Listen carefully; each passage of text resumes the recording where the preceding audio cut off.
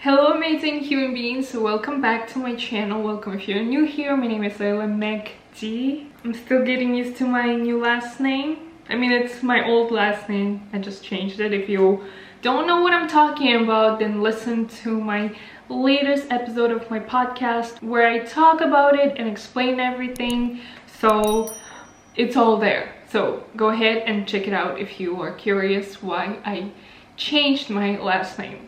Anyways, today is a very special video for me. I wanted to update you guys on our wedding day. I know you guys already probably have seen the wedding video, love story video on my channel. If not, go ahead, check it out. I'll leave the link up here so you can always watch it. I personally am so happy with the video that our videographer created. I think he did an amazing job. Really, like, I couldn't ask for a better video to remember that day. But in this video I wanted to walk you through the process, why we decided to have a wedding in Bali, when we decided, all of that, you know. So it's kind of like a story time video, and it's also a video to help maybe those couples that are considering having a destination wedding, or eloping as it's called. But I don't think we eloped, because for me it was like a real wedding, just we didn't have guests. And I'll explain everything in this video. So without further ado, let's begin, and let's start from the very beginning. So me and my husband met in 2018. We knew each other for 3 weeks, and then he told me that he liked me. I told him I liked him too, and we actually met during this like summer school. It was like 3-week program. Like, I was a program assistant for a different program that was for journalists, and he was taking part in this like political program. So we would see each other a lot, and then it was always like somehow we would end up talking to each other, and I genuinely enjoyed talking to him. But I, of course, was also mesmerized by how handsome he was. So it's just so uncomfortable to talk about it, because like, I don't know why. We've been together for 5 years and I'm still like, so yeah, that's how we met. Anyways, when his program was coming to an end, he told me about his feelings, and he was going back home to Slovenia. This was happening, by the way, in Prague. So we decided to try long distance, you know. And then for a year he was coming to me, I was going to him. And actually a few months since we started dating, he proposed to me, because like we were like, we cannot do this forever, someone needs to move to someone. And at the time Prague was really rejecting me. I feel like it just, nothing was working out for me. I had this job that I hated, I didn't have my family here, and my love was living far away. Not that far away, but you know, in a different country in Europe. So it was just all too much, and he at the time had still his master's to finish back home in Slovenia. So I was like, okay, let me just move for the meantime and we can be together. And as much as I love my husband, I do regret moving there for 2 years, because it was like really bad time for me being there. I couldn't find a job. I didn't know at the time how to freelance as a journalist. I didn't have any experience, because now I am able to pitch my stories like freelancing, and you know, it's working out. But back then it was just so difficult, and I barely had any projects to work on. So it was just very bad time. But in order to move to Slovenia, I needed to get married, because I couldn't get a visa as a non-European. It was just so difficult that we decided, let's just sign papers and be together. And I think it's only in your early 20s that you're able to just say like, let's do it, let's sign the papers, let's be together. Because I think like the older people get, the more like they have all these limits, like, oh no, like it's too difficult. And I feel like maybe now I wouldn't be doing that, you know. If I would be like my age and I would meet a guy, I don't know if I would just like easily like that, like just go after him. But when you're in your early 20s, you're young, you're in love, and there's nothing you wouldn't do for love, you know. So we started dating July 31st, 2018. March 9, my birthday, in Barcelona, 2019, he proposed to me. April, I'm already in Slovenia with him applying for marriage so we can get married, and then I can apply for my visa so we can be together. So when we signed papers, my family wasn't there for me. It was only my husband's family, and I didn't consider that as my wedding. It was just simply us signing papers and leaving the wedding day for later, which at the time we thought we'll need a year to save up, we'll need a year to, you know, organize it all. For now, we're just doing it so I can get visa so we can be together. So his parents were there, 2 of his friends were there, and my friend was there. That was it. Like, I didn't have my family with me, you know, none of that, and I didn't feel like it was my wedding day. I had a white dress, but it was like so nonchalant. It wasn't the wedding dress of my dreams. None of it was of my dreams, okay? And the place where we were getting married was also so not the vibe. It was just this like room where you sign the paper and, you know, everyone just sits there, and I don't know, there was no fairy tale part of it. I never was the type of girl to dream about wedding, but I knew like when my day will come and I'll meet my love, I want to get married, because my parents never got married. My parents are together for over 30 years, but they never got married, and I never saw, like, you know how children like usually see photos of their parents on their wedding day. It's so romantic, so beautiful. I didn't have that, and my therapist actually explained that's why I was so eager to just jump to get married, because I really needed to prove that I'm not like my parents. I will get married and I will have those wedding photos for my children to look at, and it completely explains everything. So when we got married in 2019, I think his side of the family thought that was it, but we always said, no, we'll have a wedding just next year. And then you guys know it was 2020, the pandemic hit the world and everyone canceled their plans, so did we. Also, in the meantime, we were trying to like see how expensive it would be to have a wedding, and honestly it was so expensive. First of all, it was expensive. Second of all, my husband didn't want to ask his parents for help, and I don't know how anyone can have a wedding without asking 2 parties, like parents from both sides, to contribute to the wedding. But my husband has like really cold relationship, I would say, with his family, because for me it's like I share everything with my parents. My problems are their problems. Like, I have no limits when it comes to my parents, no filters. It's just like how I was raised. Like, there's no secrets between us, and I go to them first whenever I have any problems, any issues, any happiness, you know, all of that. And like, seeing this was a bit like difficult for me to get used to, and I guess like maybe that's different cultures, because I'm half Middle Eastern and half Asian, so we don't do the white people way of like everyone to themselves. Like, you just deal with your own stuff, you know. It's not how I was raised. So my husband said he'll not ask his parents for help with the wedding, and I was like, okay, we're not gonna have a wedding then, you know. And I started looking into what else to do, and I don't know how it came to me, but I was just like, I just googled like wedding in Bali, and I found it was like, I think the first Google search result, and I found the event agency that actually ended up being our event agency. Oh my god, the light. I'm sorry, the sun today is like going through it. So I remember googling and finding this result, and I was just amazed at how much cheaper it's gonna be to have a wedding in Bali than it was in Slovenia. Also, besides it's being expensive to have a wedding in Slovenia, we didn't really know how to combine our 3 different families. By 3 different families, I mean actually like my husband is Slovenian and I am Azerbaijani and Kazakh. So it's like 3 different ethnic groups, and therefore 3 different cultures and 3 different ways to celebrate the wedding.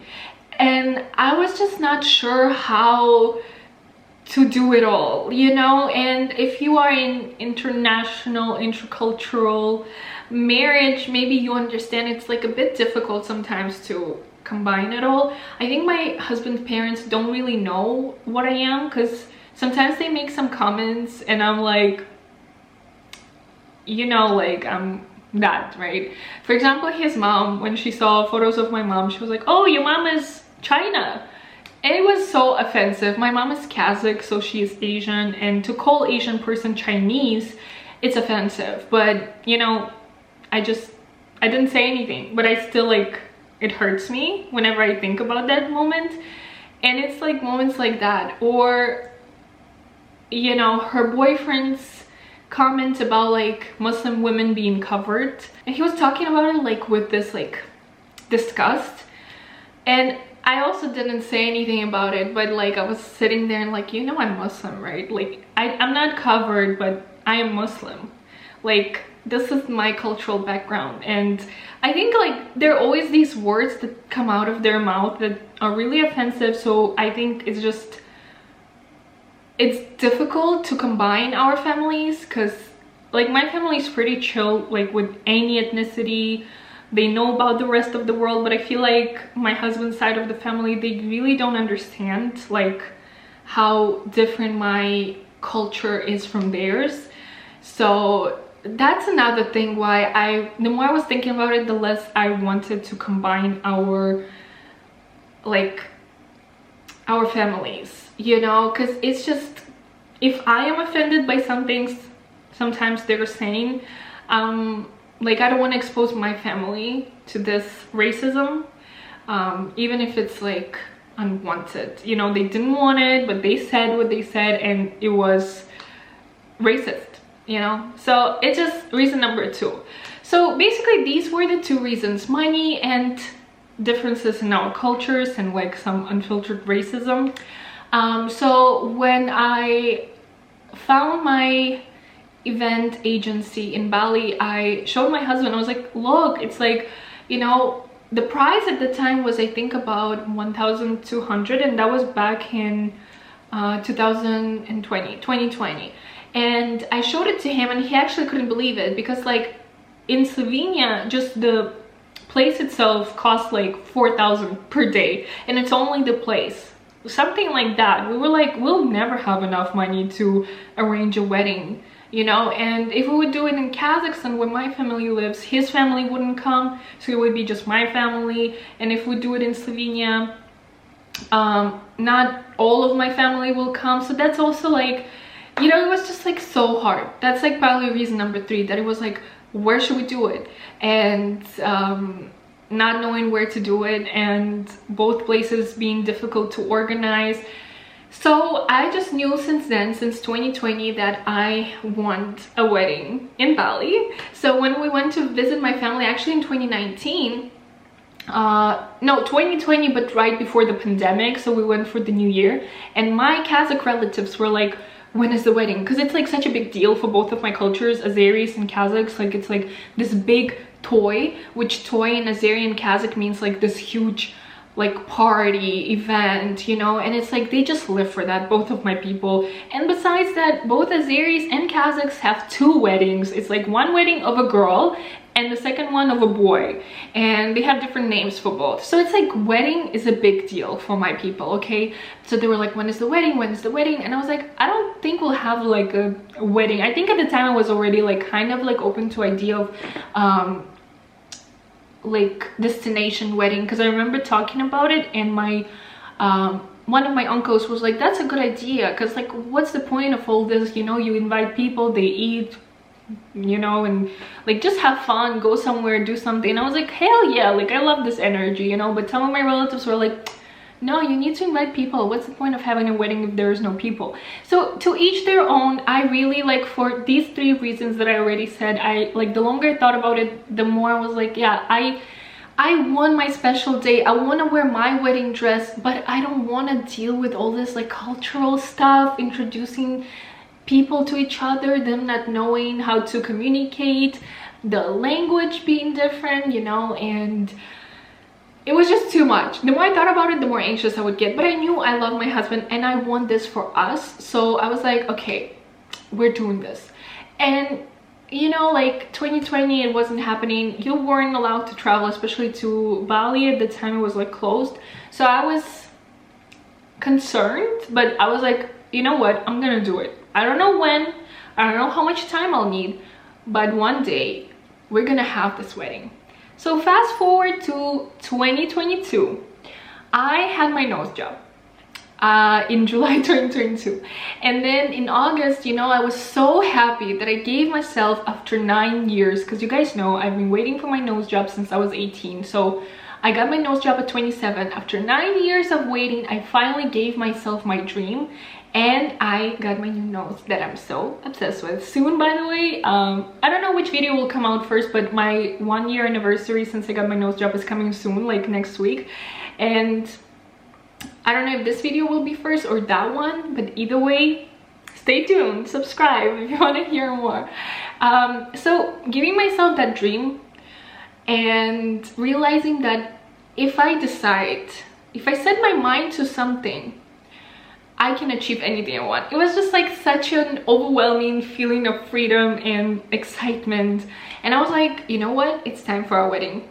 I got a nose job, which also was another thing. I was like, photos from our civil wedding, I really didn't like my nose. So that was also additional thing. I was like, on my wedding day, I want to be with a new nose. So once I got my nose done, nothing was stopping me. And I told my husband, literally, I was like, okay, listen, next year we're having a wedding. On our wedding anniversary, we're going to Bali and we're having a wedding. And I contacted the agency that I found back in 2020. They were still doing it, thank God. And yeah, so from August on, we were just organizing the wedding, but it was so easy because the wedding agency that I found, they're a Russian wedding agency, but I'm sure they have like English services too. This is not an advertisement, but I really like enjoyed them. So if you want to know, just let me know. You can DM me and I'll let you know who was our wedding agency, because I don't know, I don't want to do free promo, you know, I gotta be smart about it. No one paid me, so I can do it privately, but I'm not just gonna put out their name. Do some research maybe. So basically they had like this package, and everything was included, and I think the wedding was 1,480 if I'm not mistaken. They a little bit put the price higher, but it's still not that bad, you know, because I know my nose job surgeon, like in this 1 year, he went twice as high as he was a year ago when I got my nose done. So the fact that the wedding agency in 2 years at the time, they still had like quite close to original price, that was great. So in that price there was the wedding decoration, you guys saw the arch and flowers, all of that was included. What else was included? I needed to pay extra for champagne. I think the cake was included, but they didn't bring the cake to the wedding because apparently they dropped it, so they just delivered it later, which was, yeah, downfall, but you know, things happen. The cake was good, so we just ate it at the hotel room either way. I needed to pay extra for photographer and videographer, so it was 2 different people, and I paid, I don't remember exactly, but I think overall photo and video was like additional $1,000. And to book our wedding, I needed to pay 50% of the package price, so I sent to their account $700, and the rest I brought with me, you know, in Bali. Also, additional thing is the wedding dress shopping, which took me some time and was additional, you know, expensive thing, but thank God I was able to find my wedding dress for 11,000 Czech crowns, which I will write how much it is in dollars.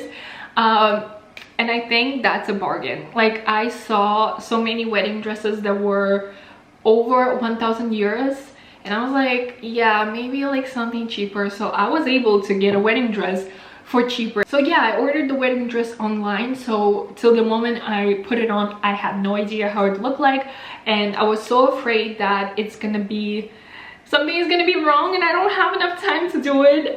But yeah, I was so happy. And when I put on my wedding dress on the wedding day and my husband saw me for the first time, because I was hiding from him the wedding dress, he honestly was so impressed, and he said he's falling in love all over again. And honestly, to see the look in his eyes and like full of love, and like, it's just the best moment. Like, getting married is worth it for these moments where your man is looking at you like you're the most gorgeous woman in the world and you just feel loved. And I think like when I was taking photos, like photographer, videographer were like taking shots of me in a wedding dress, and my husband stood there with them and took a photo of me. That was just like one of a kind moment, because he never takes photos of me unless I ask him, and he hates it, absolutely hates it, does it but still hates it. So when he started taking photos of me in a wedding dress, I was like, oh my god, he loves me. So that was like the highlight of my wedding, I think. And then there were tickets to Bali, which were, I think, the most expensive part of all of this. Of course, like from Europe to Bali was quite expensive, but you know, it's like when you need something, it's like the universe is here like giving you opportunities to be able to do that. Like I swear, I just that month got paid for 2 jobs because they collided, so I had more money than usually, so I was able to just like put it aside. Because guys, I'm not from a rich family, my husband is not from a rich family, so you know, it's not like we're hustlers and we have like billions. No, like we're very humble people. It's just I always go for things that I believe I deserve. I don't have this mentality like my husband and my father, who are like, it's not for us. Like good things in life are not for us, like they're for other people. We are mediocre people and we don't deserve nice things. I don't agree with this, and I don't want to accept this reality. My reality, I'm just so delusional that I believe I deserve everything my heart desires, and if not right now, I believe in God's timing and I believe in the universe's plan, and I know that it will happen. Like if I want it and my intentions are clear, I will have it. You know, I already have it, I just need to wait for that moment to come. Like the future me already has what today me aspires to have, and that's why I want it, because I know that in the future it's already there. You know, that's manifesting, which probably I need to make another video on, because manifesting is 100% real for me, and I believe in it and live by it.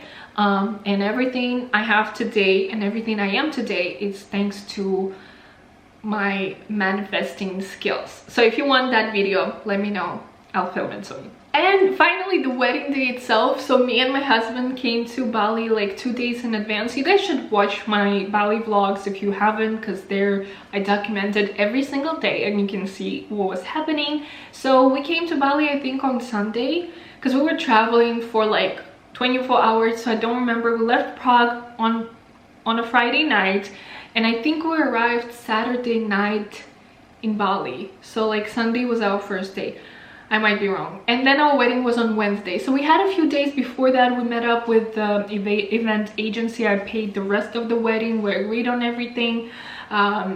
So I have my wedding dress, my husband brought his suit, but turns out he forgot his shirt.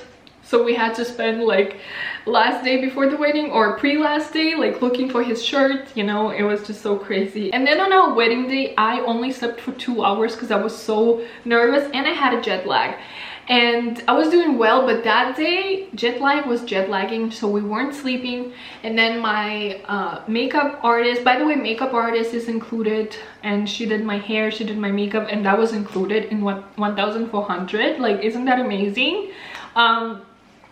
So she came at 4 a.m. no, 4:30 to do my makeup, and I just woke up like this because she was supposed to come at 5, but she came sooner, but it was okay. And I was just like, oh my god, wait a minute, I need to clean my face. I just woke up.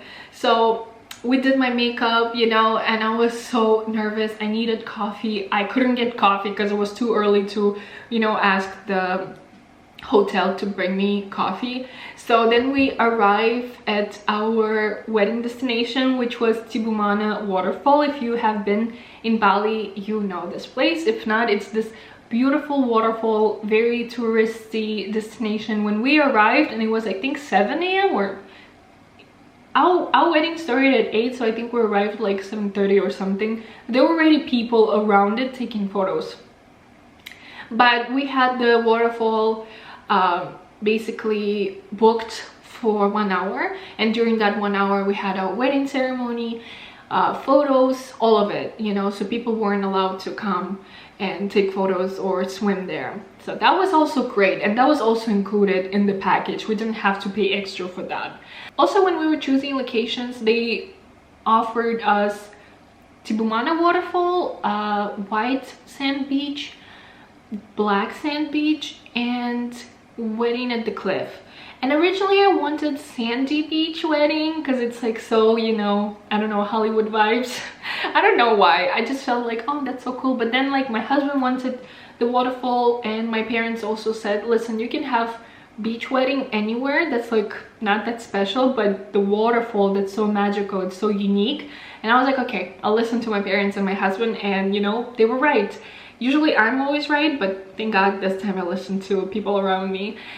And my parents were so excited for us because they knew how much I wanted the wedding. And my parents are pretty chill with everything. They just support me in everything I do. So they were like, you want it? Go get it. My husband's parents weren't as supportive of our wedding because like I saw how upset he was when he shared the news with his family, and they were just like, you know, like no big deal. And you know, his parents didn't text me personally to say congratulations, we're so happy for you, you looked great, anything. So it was just like, it really felt discouraging. So that was like, I think, the only negative part for me, because I have this like different view of family and how family is supposed to like support each other and be there for each other. But like I said, that's the difference between us culturally. So that's still something I'm not used to. I don't know if I'll ever get used to it. I don't know if I want to get used to it. But yeah, it makes me appreciate the dynamic I have with my parents. And it just was so heartbreaking to see how my husband was happy to share the news, and his father was just so unemotional. And that was not... like, it made me not want to share anything with them also, because I was like, I am not used to this cold like relationship. I don't understand it, so I just stayed away from it. Because, you know, honestly, it was enough for me that my family supported us, my friends were so happy for us, and everyone understood why we had a wedding. Because I think that's also something his family doesn't get, that like, why would you get married? You got married in Slovenia and it was fine. And it's like, to each their own. It wasn't my dream wedding. It's not something I envisioned for myself. And as I said, I believe that you deserve things that you want. Like, it will take time, but if you know you want it, you need to go after it and not care what anyone will say. And lastly, if some people don't understand why we got married, I hope this video was able to explain it to you. But honestly, who cares? Like, who cares? All that matters is that me and my husband, we felt so amazing on that day. Also, I booked for us 7-course dinner, this like resort. I vlogged it and I reviewed the food there, so you guys can go and check it out. So that was to celebrate our wedding day and our anniversary. So it was kind of low-key, but also like, I was like, let's treat ourselves, let's have a special, you know, dinner. It was really special. And honestly, I feel like this wedding is just like so me and my husband. Like, it's just like us always trying to do the best we can with what we have. I felt so happy on that day, and it really is so important to give yourself that feeling if this is something you want. I know there are many couples like my parents who never got married and they don't care, but for me it was really important. And I'm really glad there are opportunities for people like us who don't have family helping out financially to organize wedding of your dreams. And instead of just like feeding 100 people, you know, that don't even know you, and just to say like, we had a wedding, for me personally it feels much better to fly away to a magical destination like Bali and have one-of-a-kind wedding and share the day with your special person. So no regrets. I'm so happy, and I really wanted to sit down and explain it all to you guys, and maybe to inspire couples who are going through the same thing, whether financially or culturally, or you know, the third reason, organizational part. Like if it scares you like it was scaring me, I think honestly like destination wedding is the best. If you want to know the agency that I contacted, you can always DM me. As I said, I'm not gonna share it in the links just because you know, I don't have to. No one paid me, so it's not like I only do things when I'm getting paid, but I also feel like I get to have my own privacy, right? So I hope you guys can understand. Anyways, thank you so much for watching. I hope you enjoyed this video, and if you didn't watch our wedding video, go ahead, do that. Watch our vlogs from Bali and 7-course meal review, basically all of it, and I will see you in my next video.